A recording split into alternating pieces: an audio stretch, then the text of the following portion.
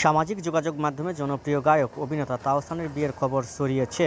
বিভিন্ন সংবাদ মাধ্যমে বলা হয়েছে, যুক্তরাষ্ট্র প্রবাসী মেকআপ আর্টিস্ট রোজা আহমেদের সঙ্গে বিবাহ বন্ধনে আবদ্ধ হয়েছেন তাহসান খান। এই বিষয়ে গতকাল শুক্রবার দিবাগত রাতেই প্রথম আলো বিনোদনের পক্ষ থেকে তাহসানের সঙ্গে যোগাযোগ করা হয়। তিনি বলেন, সকালে এই বিয়ে বিস্তারিত জানাবে।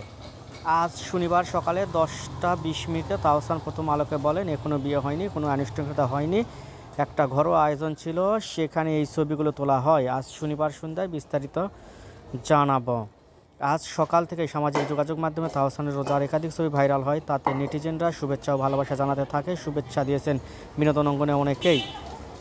এমন লিখেছেন কেউ, অবশেষে চাঁদের আলো খুঁজে পেয়েছে তাহসান, তাই সেই প্রিয় গান যেন অবশেষে সত্যি হয়ে ধরা দিল। একাধিক সূত্রে জানা গেছে, রোজা আহমেদ 10 বছরের বেশি সময় ধরে বাংলাদেশ ও যুক্তরাষ্ট্রের ব্রাইডাল মেকআপ আর্টিস্ট হিসেবে কাজ করছেন। রোজা নিউ ইয়র্কে পড়াশোনা করেছেন। পড়াশোনা শেষ করে নিউ ইয়র্কের কুইন্সে রোজাস ব্রাইডাল মেকওভার প্রতিষ্ঠান করেন। তিনি একজন উদ্যোক্তা বলেও জানান তাহসান। সামাজিক যোগাযোগ মাধ্যমে রোজা বেশ জনপ্রিয়, অসংখ্য অনুসারী রয়েছে তার।